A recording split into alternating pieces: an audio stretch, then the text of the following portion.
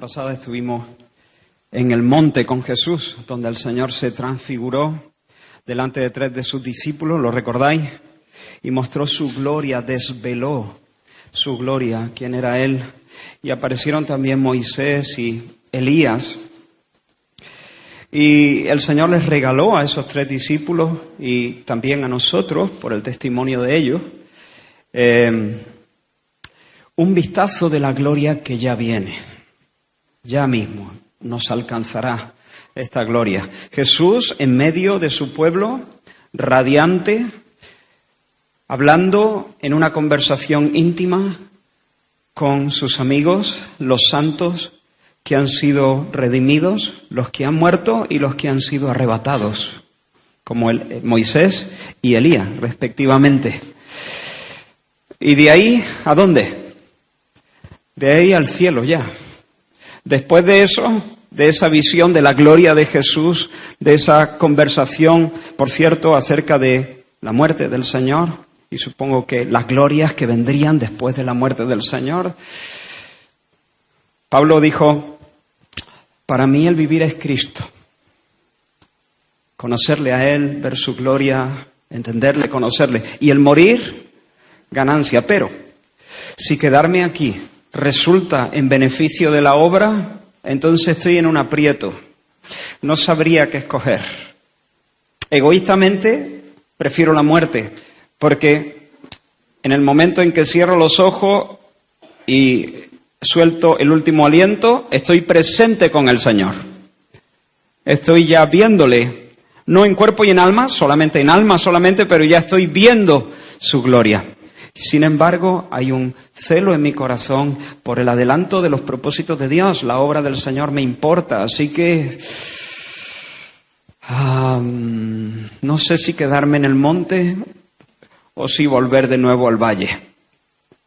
¿Recuerda a Pedro en el monte de la transfiguración? Dijo, maestro, esto es buenísimo, esto es fenomenal, esto es extraordinario. Para nosotros lo mejor es quedarnos aquí. Así que vamos a envasar esto, vamos a anclarnos, echa el ancla.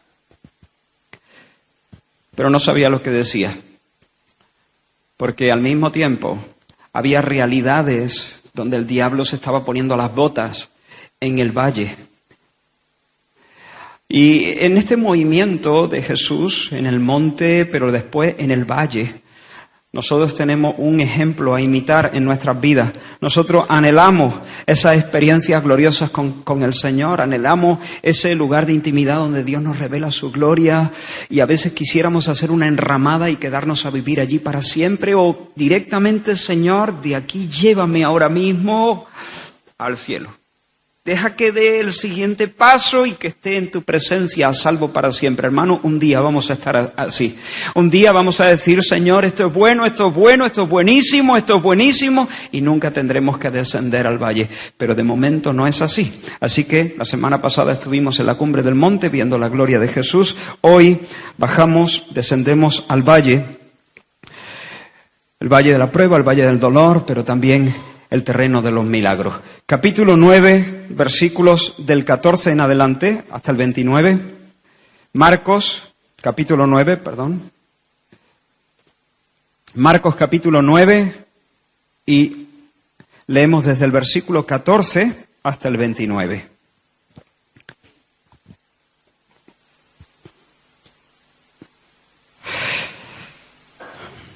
Y dice la palabra del Señor. ¿Por qué no? Quiero que oremos una vez más, aunque ya lo hemos hecho, pero pidiendo la ayuda del Señor. Hazlo de todo corazón, hazlo de una manera muy auténtica, muy genuina.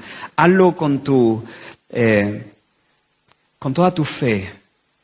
Vamos a pedir que el Señor nos ayude. Señor, estamos delante de tu palabra.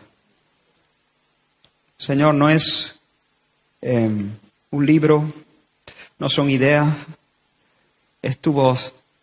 Y queremos estar delante de tu voz, Señor, y recibirla con fe, con respeto, con expectativas, Señor. Ayúdame a hablar, ayúdame a oír a mis hermanos, Señor. Ayúdales a oír con fe, con un entendimiento, Señor. de estas cosas.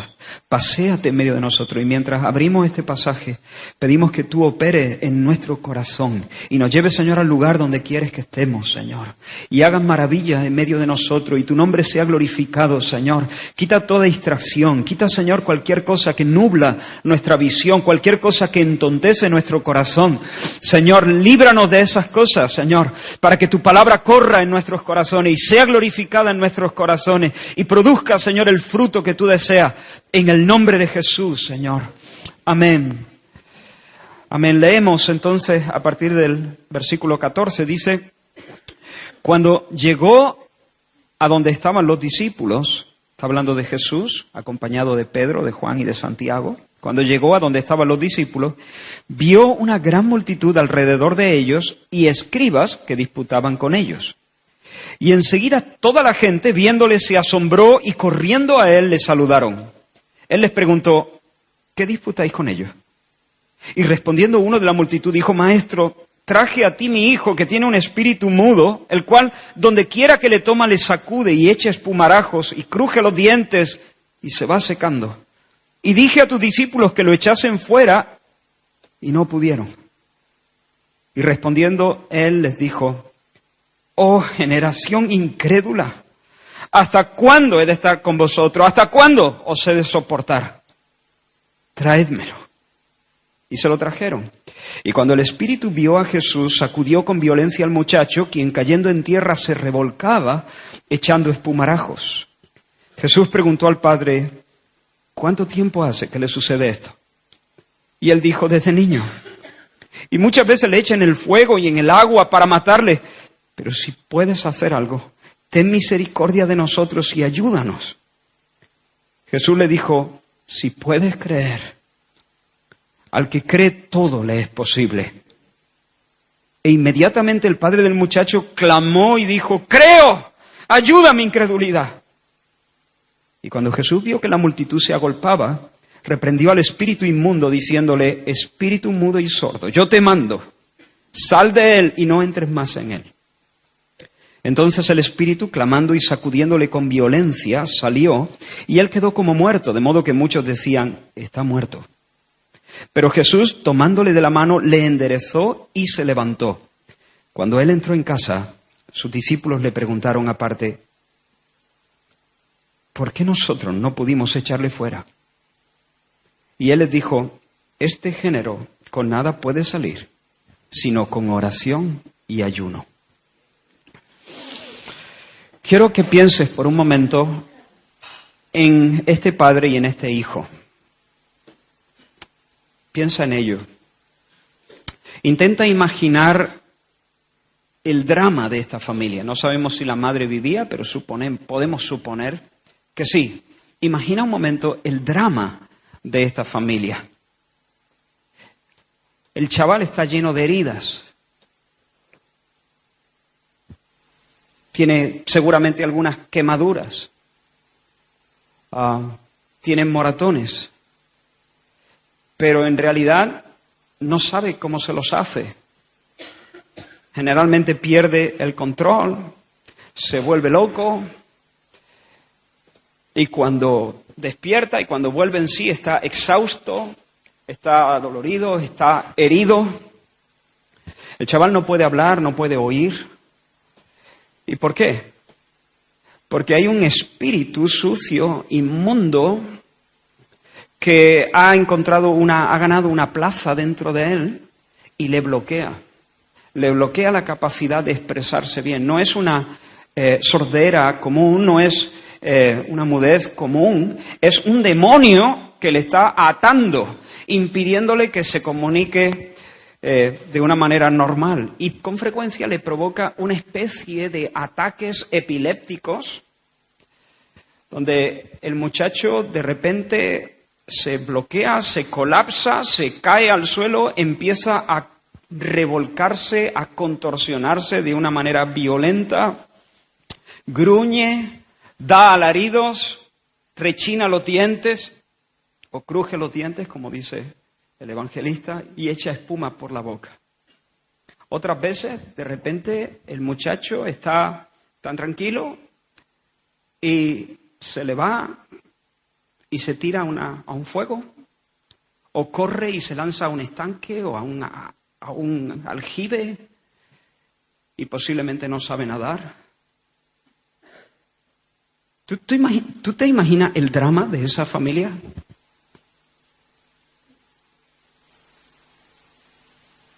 Se lanza al agua y al fuego, como escogiendo para sí mismo las muertes más agónicas, más atroces, morir ahogado o morir quemado. Piensa en ese muchacho. Todos le miran y todos le miran raro, con una mezcla de lástima y de miedo. Así que posiblemente no ha podido tener una, por supuesto, seguro no ha podido tener una niñez común. Posiblemente su círculo es únicamente su familia. Piensa un momento en el padre. Te ayudará si le pones a ese muchacho la cara de tu hijo, el nombre de tu hijo. Piensa por un momento que esa es tu situación. Piensa que eso le pasa a Dorcas, o que eso le pasa a Elías, a Daya. Piensa que le pasa a tu hijo. De repente sale corriendo, se tira una candela, lo saca a duras penas de allí, pero luego 2 días después se vuelve a tirar, o se tira a una alberca. Tiene quemaduras, tiene moratones, rechina los dientes, grita, solo gruñe, no habla, no escucha. No tiene amigos, sabes que no se va a casar, nunca celebrará su boda. ¿Cómo se puede dormir? Ese padre antes de dormir supongo que atranca la puerta de casa. ¿Y si al niño le da por salir de casa? ¿Y si le da por coger un cuchillo de la cocina? ¿Y si le entra una de estas crisis en medio de la noche y no estoy yo? ¿Y si se golpea? ¿Me explico? Por la noche atranca la puerta de casa seguramente y se pregunta qué será de él cuando él y su madre falten. ¿Quién va a cuidar? ¿Qué va a pasar? ¿Cuántas veces habrá llorado este hombre en silencio cuando nadie lo ve? Pero de repente, hermanos, él sabe de Jesús. No sé cómo se entera. Tal vez ha escuchado la historia de cómo el Señor ha librado y ha restaurado la vida del loco de Gadara meses atrás. O tal vez ha escuchado alguno de sus milagros y por primera vez o se vuelve a abrir una ventana, una puerta de esperanza para él. Así que toma a su hijo y se lo lleva a Jesús. Es una buena cosa llevarle los hijos al Señor. No toma a su hijo y lo empastilla. Toma a su hijo y se lo lleva a Jesús. Si lo empastilla, posiblemente ya nunca más se va a tirar al fuego. No tendrá fuerza para hacerlo. No tendrá fuerza para nada. Pero seguirá tan esclavo como siempre.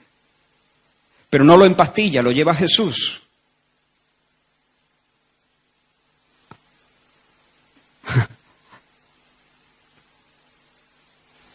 Llevemos a Jesús a nuestros hijos. Llevemos a Jesús a nuestros hijos.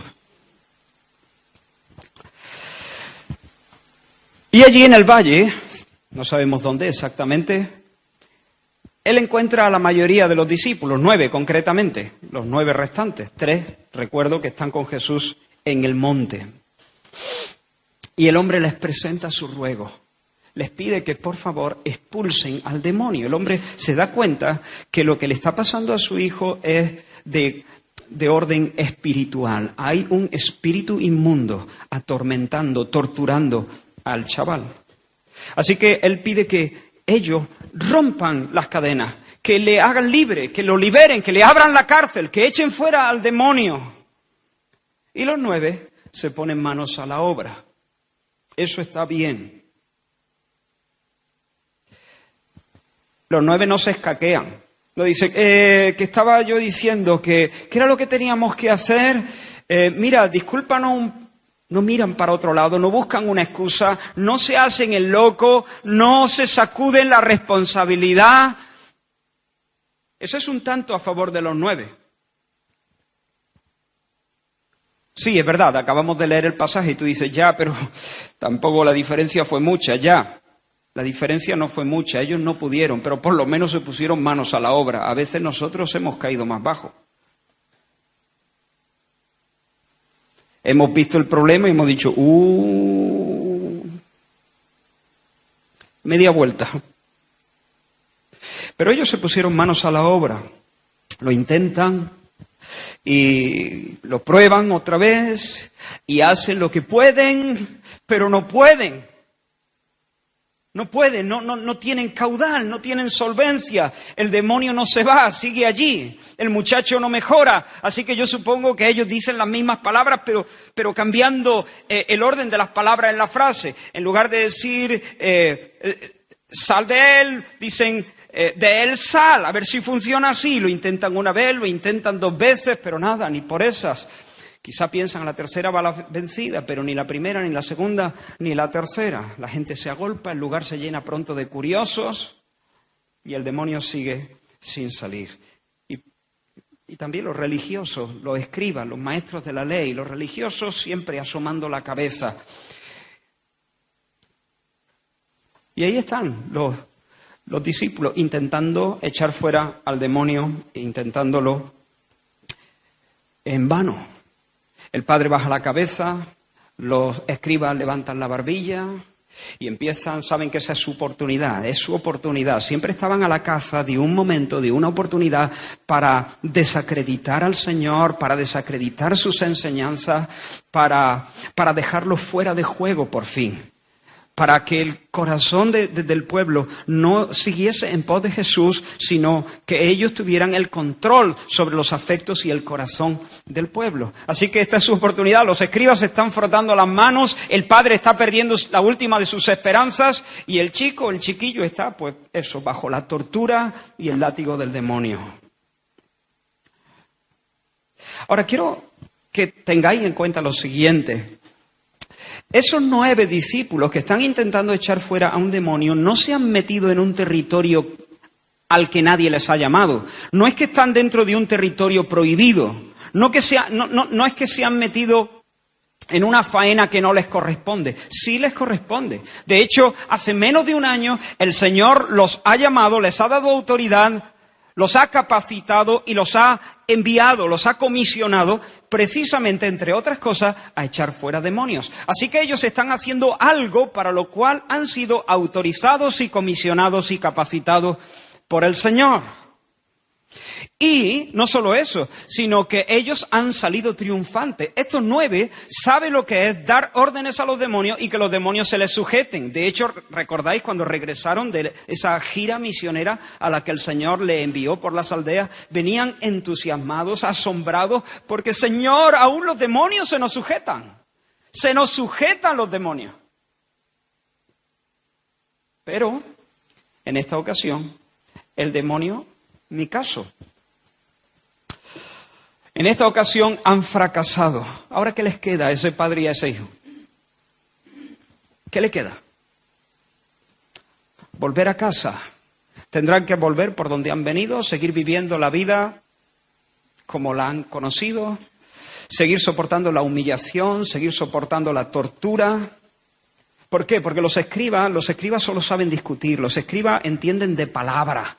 Los escribas lo único que saben es alambicar pensamientos en torno a las sutilezas de la tradición de los ancianos, pero echar fuera demonios no saben. Así que el padre y el hijo no pueden esperar demasiado de los escribas. La multitud mira a un lado, mira a otro, mira a los discípulos, mira al padre que pierde la esperanza, mira al niño que está el pobrecito quedándose seco, marchitándose, está hecho un esqueleto. Miran a los escribas, se miran a ellos mismos, miran para todos lados, pero la multitud tampoco puede echar fuera demonios, no sabe qué hacer. El padre no debe tampoco esperar nada de ellos. Así que lo que pueden esperar es eso, regresar, sumando a la lista de decepciones una nueva decepción. Y yo supongo que ya a estas alturas queda muy poco espacio para la esperanza en sus corazones. Y de repente llega Jesús. llega Jesús con los 3 y cambia el ambiente. Dice que la gente cuando lo vio se asombraron. Es un término fuerte, es un término muy, digamos, muy intenso. Es decir, no fue que dijeron, anda, Jesús. No, es que casi entraron en un asombro, en shock, no sé. No sé del todo explicar esa emoción, pero de repente se creó una expectación grande. Cambió el ambiente. Y quiero antes de seguir decir de entrada que tal vez haya aquí personas que están a punto de perder la esperanza. Sí, vienes a la iglesia, pero en tus batallas estás siendo derrotado una y otra vez. Y tal vez incluso, estaba pensando cuando preparaba esto, tal vez incluso tocaste a la puerta correcta, pero no has tenido una respuesta, no has tenido la liberación que esperabas. Quiero decirte una cosa, si yo te fallé, o si la iglesia te falló, la culpa es mía. La culpa es de la iglesia, no de Jesús. Por lo tanto, no pierdas la esperanza. No pierdas la esperanza. Los discípulos de Jesús a veces patinan y fallamos. Pero el Señor está tan fuerte como siempre, tan capaz como siempre, tan dispuesto como siempre, tan pronto, tan amable, tan compasivo como siempre. Así que no pierdas la esperanza. Jesús, además, está aquí. Jesús llega y le pregunta, ¿qué disputáis con ellos? Supongo que la pregunta Jesús se la hace a sus discípulos. ¿Qué pasa? ¿Qué disputáis? Otras versiones, ¿de qué discutís? Y en esto el padre se apresura y le dice, Señor, lo que está pasando es esto. He traído a mi hijo que está gravemente atormentado por un demonio y le cuenta la historia de cómo el demonio lo zarandea y lo estropea, dice Lucas, ¿no? No lo deja hasta dejarlo molido. Podría ser una buena traducción. No lo suelta hasta machacarlo. Y se lo he traído a tus discípulos y no han podido hacer nada. Ahora, ¿qué es lo que hace Jesús cuando escucha las palabras de este hombre? Permitidme primero que diga qué es lo que no hace Jesús. Jesús no dice, sí, que estáis discutiendo entonces, por esta razón. ¿Y en qué punto está la discusión? ¿Quién va ganando? ¿Cuáles son los argumentos que se han puesto sobre la mesa? Porque voy a aportar yo algunos argumentos más, me voy a llevar yo el gato al agua. No se van a salir con la suya estos escribas que quieren desacreditarme. ¿Queréis discutir? Discutamos. ¿Queréis argumentar? Vamos. Dadme vuestros argumentos que yo daré los míos. Eso no es lo que hace Jesús. No se puso a discutir. Hermanos, el Señor siempre da explicaciones a los que buscan explicaciones con un corazón sincero. Pero el Señor no se detiene a discutir con aquellos que lo único que quieren es desacreditar. El Señor no le echa perlas a los cerdos, porque los cerdos no saben el valor de las perlas. Y las pisotean. Tiempo perdido, perlas perdidas. A veces nosotros nos enfrascamos en luchas que son inútiles, discusiones que son vanas. No porque no tengamos la razón, no porque no tengamos argumentos, sencillamente porque no toca discutir. Porque no es lo que el Señor está demandando de nosotros. Otra cosa que Jesús no hizo es que Jesús no le quitó importancia a lo triste de la escena. La escena era triste y Jesús no le quitó importancia. Jesús no dijo, venga, tranquilo, ya está, ya pasó. Que nadie se preocupe, esto lo arreglo yo. No habéis podido, no hay problema. Señor, no se preocupe, su hijo va a estar bien en un momento. Y aquí no ha pasado nada. Otra cosa, otro asunto, otra cosa, mariposa. Jesús no dijo eso. No le quitó hierro a la cosa. ¿Qué hizo Jesús? Jesús manifestó, Jesús expresó lo que había en el corazón del Padre y lo que había en su corazón. La mayor angustia que había en ese valle no era la angustia del padre, era la angustia del padre. Lo repito, la mayor angustia no era la angustia del padre con minúscula, del padre del chaval. La mayor angustia era la angustia del padre con mayúscula, la angustia en el corazón de Dios, la angustia en el corazón también del Hijo de Dios. Porque la escena era triste, la escena era decepcionante, era frustrante, era desoladora, una escena tan distinta al monte. Y ahora no te pierdas, tengo que hacer esto porque creo que es mi responsabilidad. El domingo pasado te invité a gozarte en la gloria, a bañarte en la luz. Hoy toca zarandeo. Así lo ha dispuesto el Señor para ti y para mí. ¿Sabes lo que hizo Jesús? No hizo discutir, no hizo quitarle hierro al asunto, quitarle importancia, edulcorar la cosa. ¿Sabes lo que hizo? Más o menos esto. Señor, he traído a mi hijo, por eso discutimos, he traído a mi hijo que está siendo apaleado por un demonio. Y le he dicho a tus discípulos que lo liberen, pero no han podido. Esto es lo que hizo Jesús.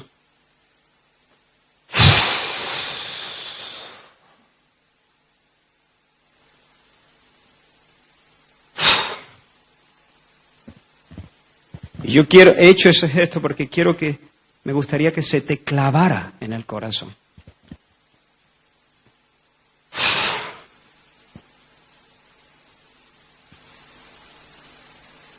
¿Cuánto tiempo más tengo que estar con vosotros para que aprendáis?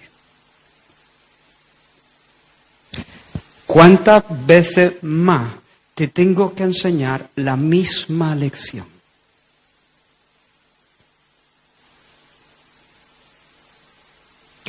¿Cuántos milagros quieres que haga más para que por fin te apoyes en mí, confíes en mí, te fíes de mí, te eches sobre mi fuerza? ¿Qué tengo que hacer que no haya hecho ya para que de una vez pongáis vuestra confianza en mí? ¡Qué paciencia! Esa es mi versión de ese versículo. El versículo dice exactamente: oh generación incrédula, ¿hasta cuándo he de estar con vosotros? ¿Cuánto tiempo más tengo que estar aquí? ¿Cuántos milagros más? ¿Cuántas veces repetir la misma lección? ¿Cuántas veces más? ¿Hasta cuándo tengo que estar entre vosotros? ¿Qué es lo que tengo que hacer? ¿Hasta cuándo os he de soportar? En otras palabras, ¡qué paciencia!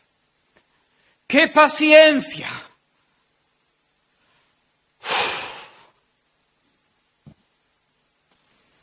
¿Qué más necesitáis para vencer la dureza del corazón? ¿Qué más tengo que hacer para que salgas de la duda y pongas tus pies sobre la fe? Ahora, hermanos, ¿a quién se aplican las palabras de Jesús? ¿Jesús se lo dice a los escribas? ¿Jesús se lo dice a la multitud? ¿Jesús se lo dice al Padre? ¿O Jesús se lo dice a los discípulos? Creo que la mejor respuesta es que Jesús se lo dice a todos. De hecho, esa expresión generación incrédula, yo creo que abarca no solamente a los discípulos, sino que abarca a todos. ¿El Padre está dudando? A pesar de que ha traído a su Hijo a Jesús, un poquito más adelante le va a decir: si puedes, si puedes. ¿Recordáis al leproso? El leproso le dijo: si quieres.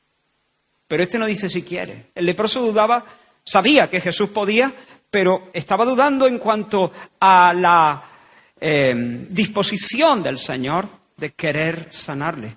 Pero este padre no le dice si quiere, le dice si puede, si puede. Porque visto lo visto, esto es complicado en nuestro caso. Si puede. Entonces el padre está dudando, los escriba como siempre, los escriba sin comentarios.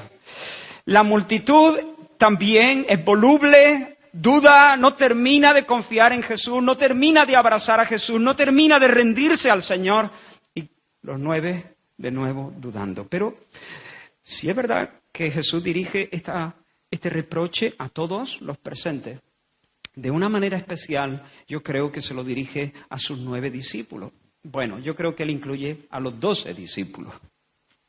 ¿Por qué? Porque esta gente, nuestros hermanos, habían visto, excepto Judas, que fue el que le entregó, habían visto a Jesús hacer milagros extraordinarios una y otra vez. 1000 veces habían sido flacos en su fe y 1000 veces Jesús les había demostrado con paciencia que Él es, un Señor confiable, que se puede confiar en Él. 1000 veces ellos habían dudado, resbalado, tropezado, caminado a trompicones y 1000 veces el Señor les había manifestado su gloria, mostrando su poder en medio de la debilidad de ellos, incluso de las dudas de ellos. ¿Recordáis cuando Jesús les dijo, dadle vosotros de comer? Ellos se pusieron a temblar, a de comer. ¿Estás de broma, Señor? Buen chiste. No, no estoy de broma. Dadle vosotros de comer. ¿Cómo? ¿Cómo?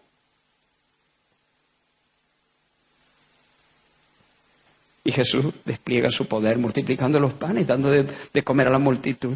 Y luego se dan por vencidos casi, están a punto de tirar la toalla mientras reman hacia la otra orilla en medio del lago embravecido. Y Jesús les adelanta, no sé si por la izquierda o por la derecha, y que caminando sobre las olas del lago, una vez más el Señor saca músculo delante de ellos y les muestra que Él es Dios, que Él es el poderoso Salvador, que Él es fiable, que Él está ahí, que se puede confiar en Él.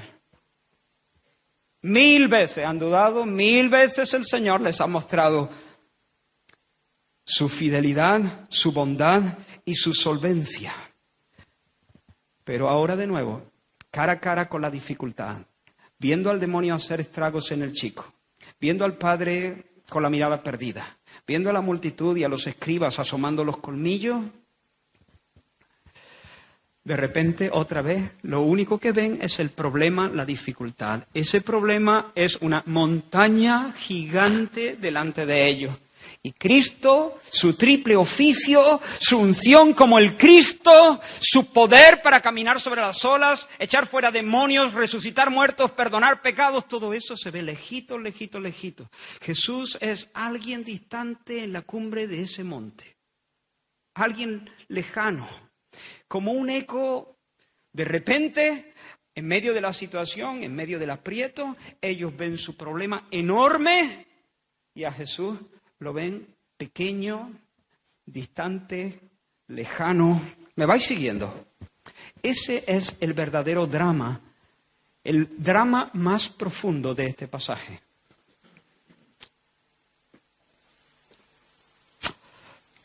Y hermanos, si tú amas al Señor, tú comprendes que ese del Señor, que ese del Señor es doloroso. ¿Por qué? Porque viene cargado de tristeza, viene cargado de decepción. Ese es un reproche severo, es un reproche punzante, se clava ese Pero Jesús no les ahorra a ellos esa colleja, no les ahorra ese palo. Hermano, no pierdas esto. El Señor quiere que ellos sientan el pinchazo en sus conciencias. Quiere que ellos sepan que el Señor está decepcionado. Quiero que sepas que estoy decepcionado. Quiero que sepas que esto me pesa. Quiero que sepas que esto me duele. Quiero que sepas lo que siento delante de esta escena que apesta a incredulidad. Hermanos, la incredulidad es un pecado muy grosero. La incredulidad pone en duda a Dios. No hay una cosa más fea que poner en duda a Dios. Tú puedes ponerme en duda a mí si quieres, pero poner en duda a Dios, eso es más feo que pegarle a un padre. Poner en duda a Dios, Dios es fiel y Dios es poderoso. Él puede y Él ha hecho promesas. Él no es un chaquetero. Él no dice y luego se desdice y se olvida de lo que dijo. Dios es fiel y Dios es poderoso. Poner en duda a Dios es una grosería. El Señor quiere que ellos sientan la punzada en sus conciencias de ese reproche de Él. Porque a estas alturas, después de tanto caminar, después de tantos milagros, después de tanta gloria, después de tanta enseñanza, deberían estar en otro nivel, deberías estar en otro nivel. Es lo que el Señor le está diciendo. ¡Uf! ¡Qué paciencia! ¿Qué tengo que hacer ya? Para que lo captes, para que camines en otro nivel, para que te remontes, para que salgas de la ciénaga.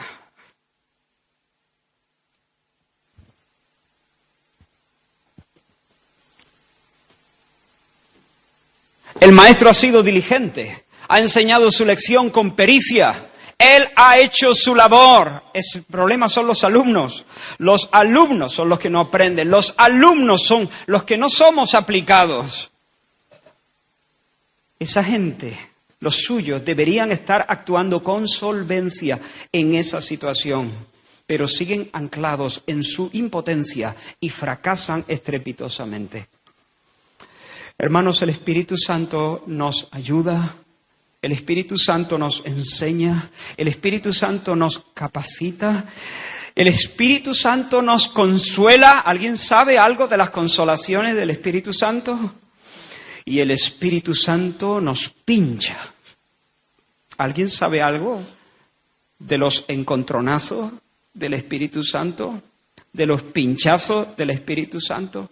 Yo creo que el Señor, no a todos, pero a algunos de los que estamos aquí, nos quiere pinchar.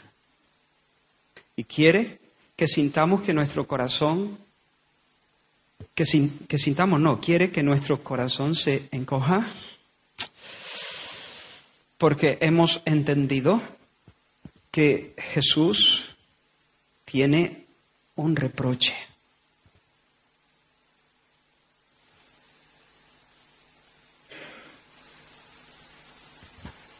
Digo que no todos, no creo que eso se aplique a todos por igual, pero cada uno tome su porción, tome su parte. Yo tomo la mía. Y yo espero, y una de las maneras en que el Espíritu Santo nos consuela, pero también nos pincha, es por medio de la predicación de la palabra, no es la única. Y yo espero que este mensaje sea como una especie de aguijón en un sentido, y que ese gesto de Jesús, esas palabras del Señor, te hagan mella.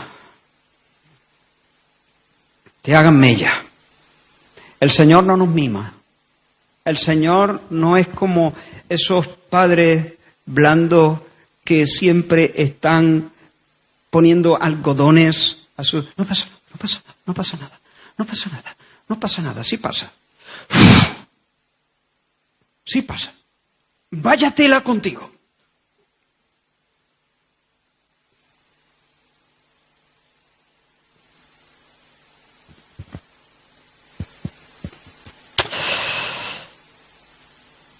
Así que hemos visto el fracaso de los discípulos, fracaso, impotencia. Hemos visto el reproche del Señor, doloroso, humillante. Y ahora vamos a ver la potencia del Señor. Frente a la impotencia de los discípulos, Jesús dice, traédmelo. Y se lo trajeron. Y entonces cuando el Espíritu se dio cuenta que estaba el Santo allí, quiso matar al chaval.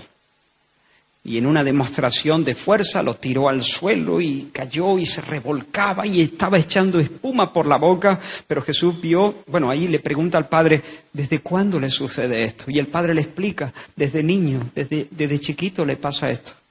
Y algunas veces, y ahí es donde le dice, lo tira al agua, lo tira al fuego. Si puede hacer algo. Si puede hacer algo, hazlo. Por favor, si puede hacer algo, ten misericordia. Y Jesús, bueno, voy a entrar ahí después. Así que Jesús dice, traédmelo. Es sorprendente, ¿verdad? ¿Qué os parece? ¿Qué os parece eso? Traédmelo, dice Jesús. ¿No os llama la atención? No decís, pero ¿cómo es posible que Jesús diga, traédmelo? ¿Qué es lo que te cuadraría a ti? A mí lo que me cuadraría, bien pensado, cuando intentamos ponernos en los zapatos de Jesús, por así decirlo, en las sandalias de Jesús. Claro, Él no es como nosotros, ¿no? Pero si nos pusiéramos en sus sandalias con nuestro corazón no transformado, diríamos, anda y os vais todos para vuestra casa.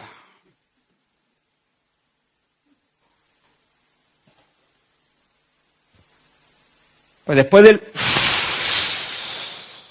Generación incrédula, perversa, dice también en Mateo. Generación incrédula y perversa. ¿Hasta cuándo se de soportar? ¿Cuánto tiempo más tengo que estar entre vosotros haciendo milagros y mostrando mi gloria? Tú me traes a tu hijo y ni siquiera sabes si puedo. Ni siquiera confía en que puedo. Los escribas, míralo. Frotándose las manos porque quieren desacreditarme, quieren verme morir, quieren arrinconarme. No creen en mí, no confían en mí, no me aman. Mi discípulo. Mi discípulo. Anda, iros por lo menos un retiro de una semana, a ver si ganáis un poquito de fe. Y cuando tengáis por lo menos una brizna de fe, entonces venid. Y yo manifiesto mi gloria, pero así, en esa actitud, con esas dudas, con ese corazón de piedra, así que queréis vosotros. ¿Qué queréis que os haga? Eso no es lo que hizo el Señor. Menos mal, ¿no, hermano? Porque si no estaríamos comiendo piedra.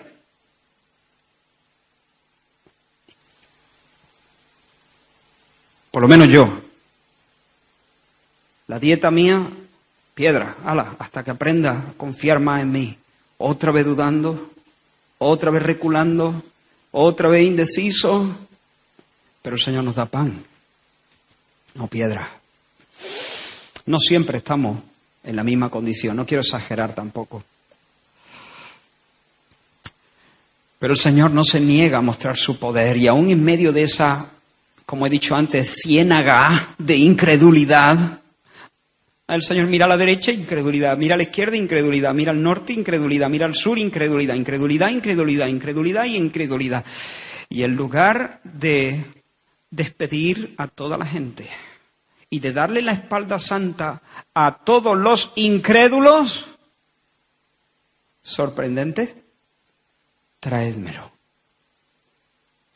Y se arremanga el Señor. Hermanos, es asombroso que Dios no se harte de nosotros. ¿No te asombra eso?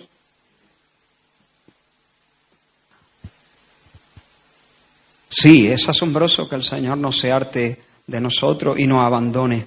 En realidad nos lo hemos ganado a pulso, pero el Señor nos da mejores cosas y por eso le alabamos, le bendecimos. Y el Padre entonces se acerca, como he dicho, y le dice, si puedes hacer algo, ten misericordia y ayúdanos. Y entonces Jesús le responde, ¿qué le responde? Si puedes creer. En realidad, creo que una mejor traducción sería esta, y así traducen muchas Biblias. Yo creo que la mayoría de las versiones que he consultado traducen de esta manera. ¿Cómo que si puedo? Al que cree todo le es posible. ¿Cómo que si puedo? ¿Qué es eso de si puede? Traducía otra Biblia. ¿Qué es eso de si puedes? El Padre le pone la pelota en el tejado de Jesús. Si puede, ayúdame. Jesús toma la pelota y se la pone en el tejado del Padre. ¿Cómo que si puedo? Si puedes creer, Esa es la cuestión. Ese es el asunto. El asunto no es si yo soy capaz de vencer al demonio que tortura a tu hijo. Ese no es el asunto. Por supuesto que puedo. No digas si puedes. Cree que puedo. Confía en mí, confía en mi poder, descansa en mi capacidad, apóyate en mi brazo, apóyate en mi fuerza. Claro que puedo. La pregunta no es si puedo, la pregunta es si tú crees. ¿Tú crees? ¿Tú crees? ¿Confías en mí? ¿Tú crees que entre ese demonio y yo no hay color? ¿Tú crees que yo puedo con una sola palabra echarlo fuera y que no vuelva nunca jamás? ¿Lo crees? ¿Confías en eso? Porque si crees vas a ver el poder de Dios. Como Jesús le dijo a Marta y a María. ¿No te he dicho que si crees? No, a Marta y a María no fue esas palabras, ¿no? ¿O sí? Ya. Sí. ¿Verás la gloria de Dios? Si tú crees vas a ver el poder. Si tú crees vas a ver el poder, porque para el que cree no hay nada imposible. ¿Por qué para el que cree no hay nada imposible? ¿Porque la fe nos otorga poder? No. Sino porque la fe activa, por así decirlo, o porque Dios, mejor dicho, honra la fe, responde a la fe. El que cree no tiene más poder que antes, porque todo el poder es de Dios y está en Dios. El que cree sigue tan flaco como siempre, pero se ha conectado al Dios fuerte y poderoso. Ese es el punto. Por eso el que cree verá la gloria de Dios. Por eso el que cree conocerá el poder de Dios. Porque al que cree nada le es imposible, no por cuanto él puede, sino porque se acaba de conectar con el Dios poderoso. Así que no digas si puedes. ¿Cómo es eso de si puedes? ¡Vamos! ¡Vamos, hombre! ¿Por qué me pregunta? ¿Por qué dice si puede? Por supuesto que puedo. La cuestión es, ¿y tú crees? ¿Crees que me voy a merendar al demonio? ¿Tú crees que yo puedo? ¿Crees que puedo restaurar la vida de tu hijo? ¿Lo crees? ¿Confías en mí? Esa es la cuestión. Hermanos, la pelota está en nuestro tejado.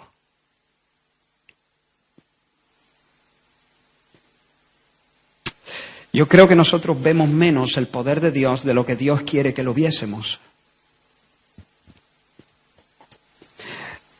Yo creo que estamos viendo menos, estamos experimentando menos libertad, menos salvación, menos liberación, menos restauración, menos gozo de lo que el Señor quiere que estemos experimentando en estos días.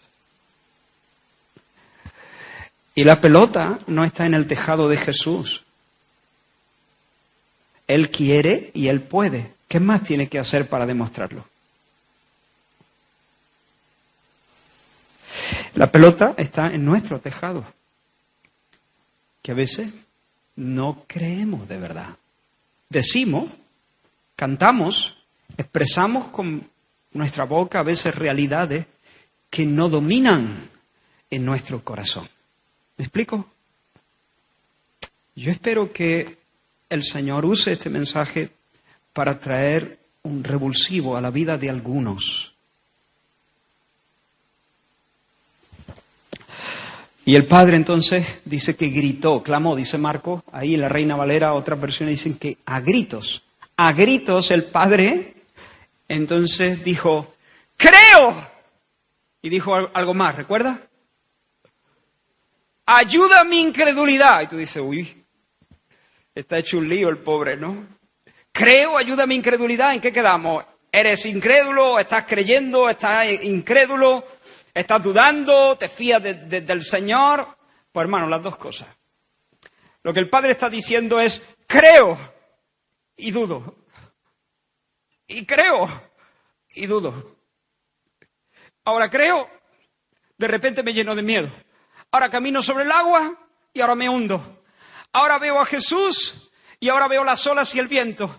Señor, creo, pero también reconozco que estoy comidito de dudas, que me entran temores, que se me baja, que se me va, que se me viene la fe y que ahora ya no la encuentro, no la veo en mí y me vuelvo a hundir. Creo, ayuda a mi incredulidad. ¿Alguien se identifica con este hombre? Creo, ayuda a mi incredulidad. Confío por momentos, pero luego se desploma mi confianza, se caen las certezas, me viene el agobio y me ciego. Señor, ven en auxilio de mi fe. Ayúdame, socorre mi fe, ayuda a mi incredulidad.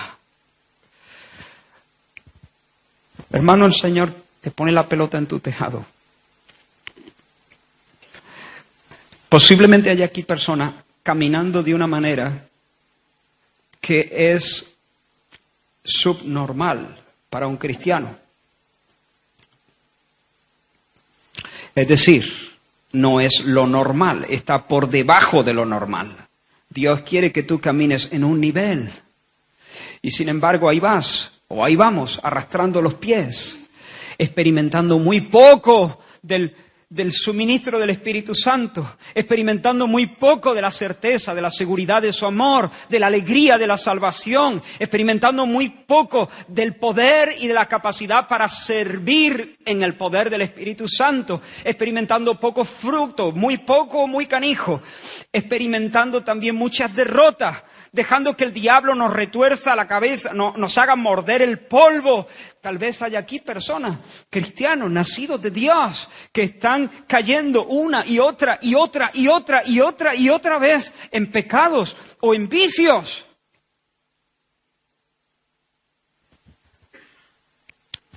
Y tú lo sabes y te sientes mal y no quisieras, pero el Señor te dice: toma la pelota en tu tejado, yo quiero y yo puedo, no se hable más.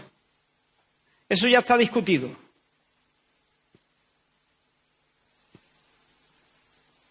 La cuestión es, ¿tú crees?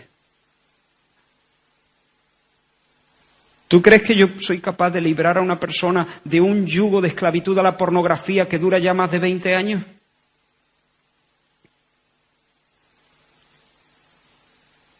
¿Crees que lo puedo hacer? ¿Tú crees que yo puedo dar a una persona que ha sido traicionada, le puedo dar el poder sobrenatural, no solamente para que sea capaz de perdonar de corazón a los que le han hecho daño, sino amarlos? ¿Tú crees? ¿Tú crees que yo te puedo dar la gracia y la sabiduría necesaria para que tú hagas frente en el nombre del Señor, con el poder del Espíritu Santo, a esa situación complicadísima en tu familia, que no sabes cómo encajan las piezas de este rompecabezas, ni cómo se desatan estos nudos? ¿Tú crees que yo soy capaz de levantarte y hacer que mi reino sea establecido usándote a ti como mi instrumento? ¿Tú crees? ¿Tú crees que soy capaz para darte poder para que allí, en el rincón del mundo donde yo te he puesto a servirme, tú veas primaveras espirituales y el florecer, la manifestación del poder? Yo no te estoy hablando de superavivamientos que van a salir en los libros. Yo te estoy hablando de la manifestación verdadera del poder de Dios, porque esa es herencia para todos los hijos de Dios. ¿Tú crees que yo soy capaz de liberarte de ese espíritu de amargura y de queja? ¿Y puedo llenar tu corazón de alabanza para que tu boca no pare? ¿Tú crees que yo soy capaz de hacerlo? Esa es la cuestión. ¿Tú crees que yo soy capaz de salvar a esa persona que se revuelca en el fango y que no quiere sino pecar y seguir pecando y hartarse de pecar? ¿Tú crees que yo soy capaz de cambiarle la mente y darle un corazón nuevo que ame la luz y la pureza? Esa es la cuestión.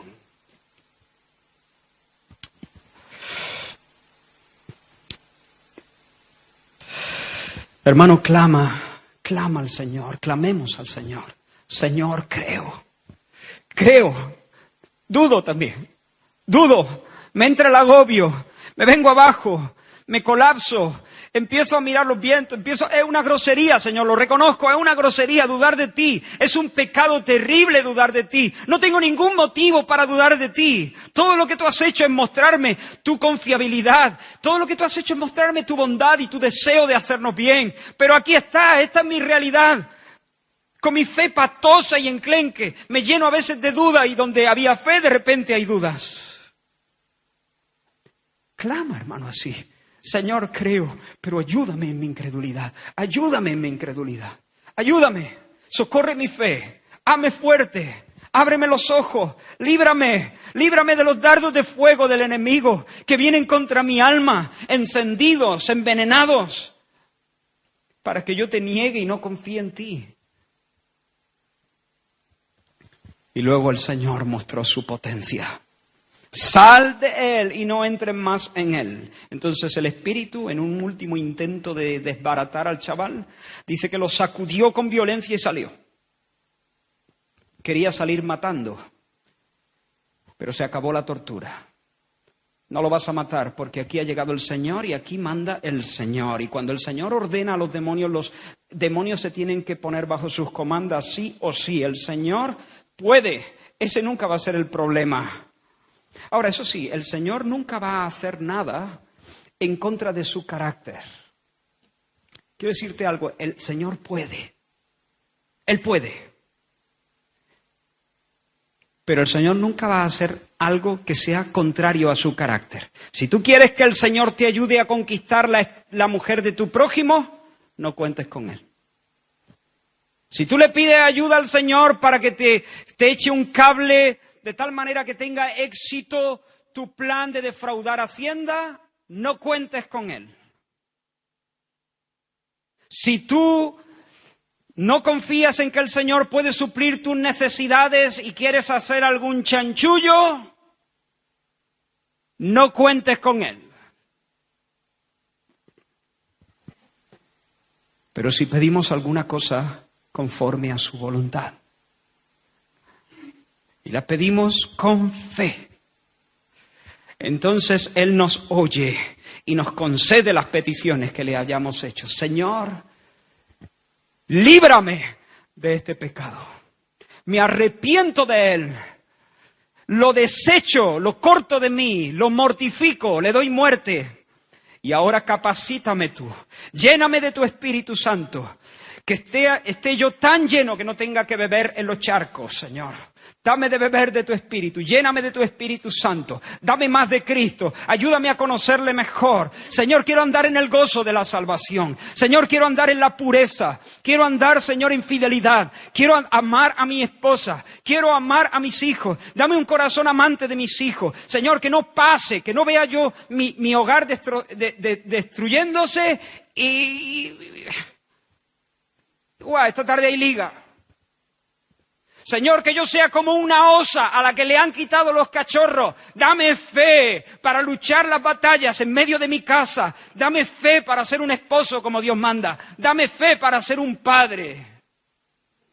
Cuando pedimos esas cosas con fe, los cielos se abren. Poder, potencia, la mano del Señor.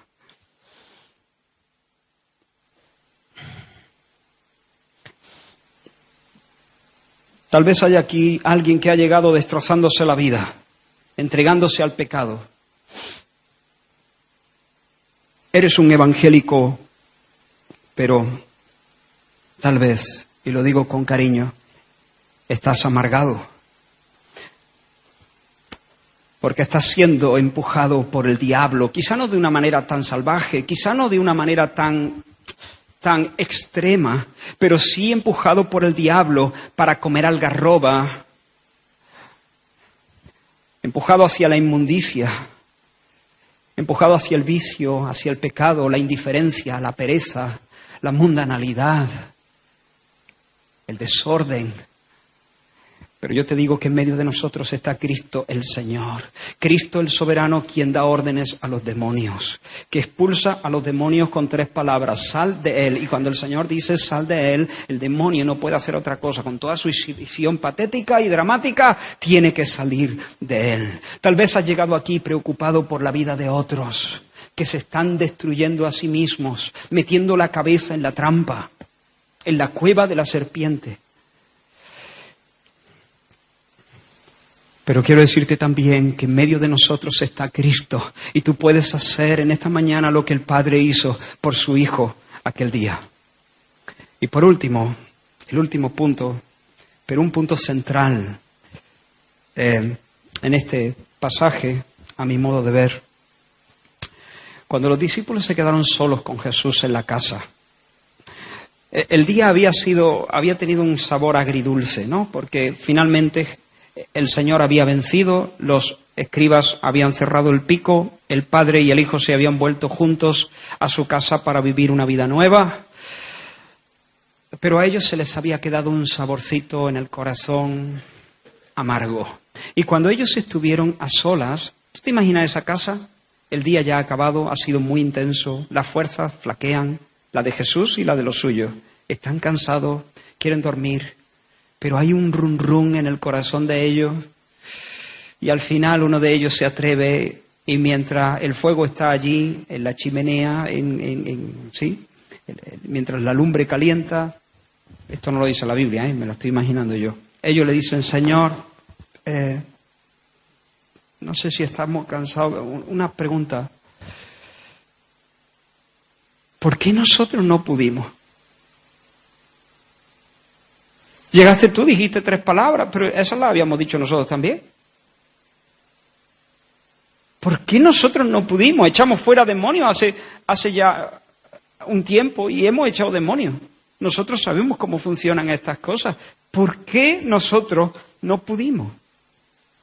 Así que ellos reconocen que no han podido, reconocen que deberían haber podido y reconocen también que están completamente ignorantes de las razones de su fracaso. Y porque es una pregunta sincera y honesta, porque es una pregunta seria, el Señor le responde. El Señor no responde todas las preguntas. Cuando se burlaban de Él, cuando estaban ya dándole golpes, ¿quién te golpeó? Pero cuando nosotros le hacemos preguntas al Señor, serias, sinceras, ¿le has hecho alguna vez esa pregunta al Señor? ¿Por qué no he podido? Una pregunta previa, ¿te has sentido alguna vez así? ¿Te has sentido alguna vez que era tu responsabilidad hacer algo y no has tenido solvencia? Que no hubo agua suficiente para ese molino. Que tú sabes que eso te tocaba a ti y sin embargo te has ido a casa diciendo: el demonio no se ha coscado. Y no estoy hablando ahora mismo exclusivamente de espíritus inmundos. Estoy hablando de situaciones generales de dificultad. ¿Te has sentido así alguna vez? Yo me he sentido muchas veces así. ¿Le has preguntado: Señor, qué pasa conmigo? ¿Qué ha pasado? ¿Qué he hecho mal? ¿Qué está pasando? No siempre el Señor nos da la misma respuesta. Quiero enfatizar esto, porque no siempre es la misma respuesta. Hay ocasiones donde el Señor no tiene ningún reproche para nosotros. Sencillamente son otras circunstancias. Pero en esta ocasión ellos preguntan y el Señor contesta y pone el dedo en la llaga. Y esto es lo que Jesús les dice.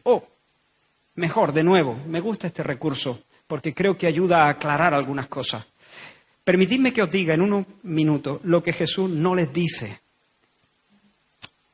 Yo sé que estamos ya sobre tiempo, pero estamos terminando. Solamente no te desconectes aquí. Jesús no les dice: mirad, chavales, es que no era la voluntad del Señor. No era la voluntad del Señor. El Señor en su misteriosa voluntad tiene sus tiempos y en ese momento no era el tiempo. ¿Eso fue lo que Jesús les dijo? Nosotros a veces encontramos esto una excusa bastante útil. No era la voluntad de Dios. No, hermano, sí era. Sí era. Sí era. El Señor tampoco les dijo que no era el tiempo oportuno. Más o menos ya lo he adelantado. No les dijo, mira, es que los kairos del Señor sí era. Era también. Era la voluntad de Dios y era el tiempo de Dios. El Señor tampoco les dijo, es que, a ver, ¿vosotros qué dijisteis? Sal de él, claro, con razón. Es que no es así. Ese no es el tono. Al demonio. No fue la técnica, hermano. Ellos no necesitaban un seminario de liberación. Ellos no necesitaban repasar el manual. Y hermano, creo que lo dije hace poco, en otro contexto, lo vuelvo a decir. Nuestra necesidad número uno ahora mismo, creo yo, no es asistir a otro seminario, a otro taller de cómo funcionan las cosas del reino. Por supuesto, no estoy desdeñando la enseñanza, la buena enseñanza, pero a veces yo creo que tenemos incluso hasta sobresaturación. El problema no es que no sabemos, la teoría está. El asunto es que no hay caudal, no hay potencia. Así que no les dijo, no es la voluntad de Dios, no era el tiempo de Dios, no es que había usado una técnica que no se aplica a ese tipo de demonio hay que decir otras frases con otro tono. No es eso. Tampoco el Señor les dijo, a ver, vosotros visteis a los escribas, incrédulos perdidos, vosotros visteis a aquel padre. Es que la escena era patética. ¿Cómo quieres que se manifieste el poder de Dios con tanta incredulidad en el ambiente? Eso no les dijo el Señor tampoco. Por supuesto había incredulidad en el ambiente, pero el Señor les pone el dedo en la llaga y ¿qué les dice? ¿Qué les dice? ¿Tenéis el pasaje ahí? Este género no sale sino con oración y ayuno. Pero ahora me vais a permitir que me apoye en el relato de Mateo. El relato de Marcos es el más amplio, el más detallista, pero Mateo introduce aquí un detalle que complementa el relato de Mateo. Está en Mateo 17, no hace falta que lo busquéis, yo lo leo. ¿Por qué nosotros no pudimos echarlo fuera? Versículo 19. Y en el 20 Jesús les dice, por vuestra poca fe. Porque de cierto os digo, si tuvierais fe como un grano de mostaza, diréis a este monte, pásate de aquí allá, y se pasará, y nada os será imposible. Pero este género no sale sino con oración y ayuno. Hermanos, rápido. ¿Cuál era el problema real? El problema fundamental, Jesús ya lo había dicho en el valle, durante el día, falta de fe. Vuestra poca fe. Ellos habían tenido fe para ministrar otras cositas. Ellos tenían fe para remover otros problemas, para hacer frente a otras situaciones. Pero llegados a esta situación, enfrentados a este Miura, no les daba la fe. La fe se quedaba por debajo. La fe llegaba hasta este nivel, pero ahora estaban ministrando en un nivel más alto. Y aquí lo que habían eran dudas. Su fe canija les servía para unas cuantas cosas. Pero el Padre les había empujado a una situación donde tenían que enfrentarse con otro género. Y con ese género no valía la fe de segunda división. Aquí tenía que ser... No, perdón. Retiro esa expresión de la fe de segunda división. Está mal. Aquí no les valía la fe... O sea, aquí lo que necesitaban es que la fe que alcanzaba este nivel alcanzase también este. Y he hecho la corrección por lo siguiente. No es que ellos tenían 1 kilo de fe y para mover ese género necesitaban 3 kilos de fe. Y entonces necesitaban añadir a su kilo 2 kilos más. No es así. No funciona así la fe. Porque Jesús les dice en Mateo, si tuvierais fe como un grano de mostaza, ¿verdad? Es decir, si tuvierais fe minúscula, removeríais una montaña.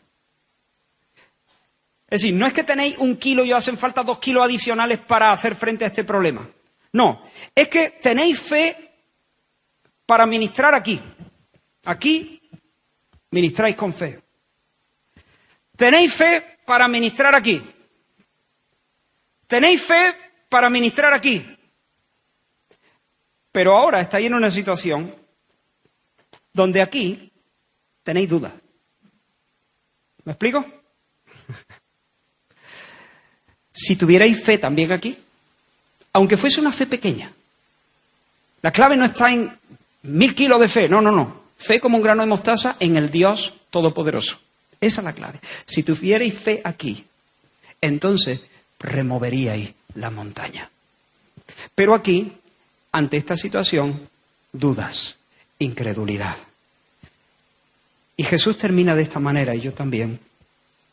Pero este género no sale sino con oración y ayuno. En Mateo, algunos manuscritos antiguos omiten ese versículo, pero en Marcos sí está. En algunos manuscritos de Marcos se omite el ayuno. Pero este género sale sino con oración. Tal vez aquí alguno tenga alguna Biblia que termina ahí la frase, sino con oración. Para el caso, creo que es lo mismo. ¿Qué tiene que ver, hermano? ¿Qué tiene que ver? Y no os perdáis porque ahora quiero hacer un reto general a todos en el nombre del Señor. ¿Qué tiene que ver la fe, el poder sobre los demonios y la oración?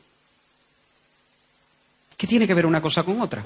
Me encuentro con un demonio y entonces lo que Jesús me está sugiriendo es que antes de que yo intente expulsarlo, antes de que yo intente enfrentar esa situación, debo irme un par de semanas a mi casa para dedicarme a la oración y al ayuno y luego tengo que venir. ¿Qué hago? Le digo al Padre, espérese usted 3 días, no se mueva de aquí, no se mueva que enseguida venimos. Y me voy a ayunar para luego venir en ayunas a sacar al demonio. ¿Qué es lo que Jesús me está diciendo? Este género no sale sino con oración y ayuno. No va así, hermano.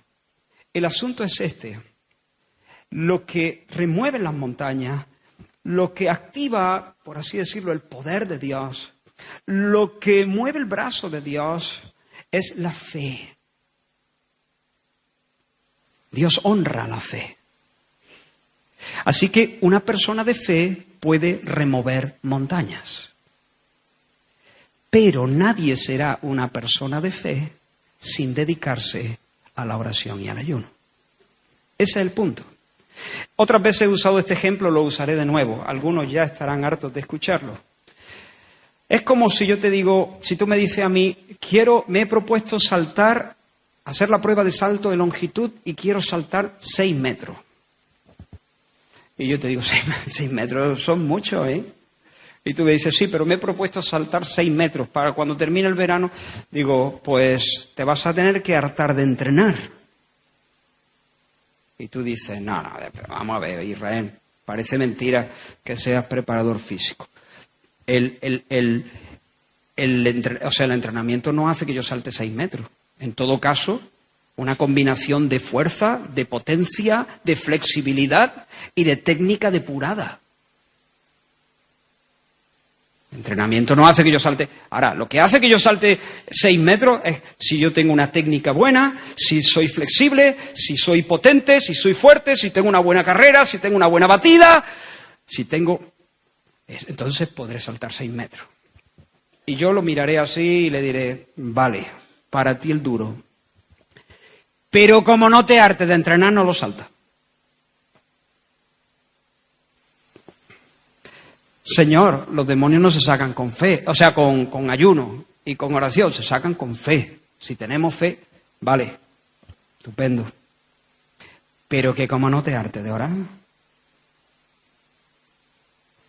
seguirás arrastrando los pies, seguirás viviendo en el llano, seguirás viviendo una vida a medio gas. Porque solamente una persona que vive en un ambiente de oración, de búsqueda del rostro de Dios, en un ambiente de disciplinada búsqueda de Dios, día tras día, puede ser una persona que echa músculo. Solamente con ese contacto íntimo con el Señor se arruinan y se marchitan las dudas. Solamente allí en la presencia de Dios somos revestidos con el escudo de la fe, con que podamos apagar todos los dardos, todos los ataques del enemigo. Y luego de repente, en medio del día, en medio de la semana, nos topamos con el demonio y podemos tener el músculo espiritual necesario para hacerle frente. Hermano, hermana, quiero dejar este lugar ya, pero decirte, por favor, necesitamos orar más. Necesitas orar más. Jóvenes, necesitáis desde ya orar y plantearos esto como una dinámica en vuestra vida, sistemática, disciplinada, orar. Ir a la palabra y la oración, que es lo mismo para mí. Comer de la palabra, escuchar a Dios en la palabra, responder a Dios en oración. Mayores, hermanos, hermanas que estáis jubilados, jubiladas, hay algunos, espero que, bueno, me iba a enrollar con otra cosa. Orad. Estáis en una etapa en vuestra vida donde podéis ser muy fructíferos, donde podéis ganar batallas como nunca antes en vuestras vidas. Orad. No tenéis la fuerza que teníais con 40 años, pero posiblemente tengáis más tiempo y conocéis mejor a Dios. Oh, pues ya está, la receta está. Conoces mejor a tu Dios, tienes más tiempo, enciérrate en tu cuarto, búscate una montaña solitaria y ora, porque allí vas a ganar batallas. Iglesia del Señor, vamos a orar. No vamos a poder hacer frente a las batallas. Siempre vamos a estar diciendo, ¿por qué no pudimos? Y lo que pudimos regular. Y aquello salió torcidito. Y el árbol se nos está criando enclenque, casi no echa fruto. Hermanos, tenemos que orar para que Dios nos dé consistencia en la fe. Y entonces podamos hacer proezas. Entonces, nada no será imposible. Vamos a orar. Aleluya. Gracias, Señor, por tu palabra y tu desafío. Gracias por tu reproche también, que nos duele, pero que nos hace bien. Señor, perdona nuestra incredulidad. Perdónanos, Señor, perdónanos. Dios mío, cuando te ofendemos, Señor, dudando de ti. Perdónanos, Señor. Quebranta nuestros corazones. Trae arrepentimiento verdadero, Señor. Muéstranos, Señor, en qué área estamos dudando de tu poder y de tu amor. Muéstranos. Señor, arrincónanos si es necesario. Pero no nos dejes hasta que podamos, Señor, estar arrepentidos profundamente por nuestra incredulidad. Señor, y también ayuda nuestra incredulidad. Ayúdanos, Señor. Ven en nuestro socorro. Revélate más y más a nuestros ojos. Quita, Señor, la venda. Dios mío, disipa, Señor, la niebla. Y ayúdanos, Señor, a buscarte en oración. Ayúdanos, Señor. Perdona nuestra negligencia, Señor. Perdona cuando hemos confiado, Señor, en nuestra experiencia, cuando hemos ido con el piloto automático en la vida cristiana. Perdónanos, Señor. Ayúdanos, Señor, a buscarte con un ánimo renovado. Danos fe para orar y ayúdanos a orar para tener fe. En el nombre de Jesús. Amén. Amén. Que el Señor os bendiga, hermano.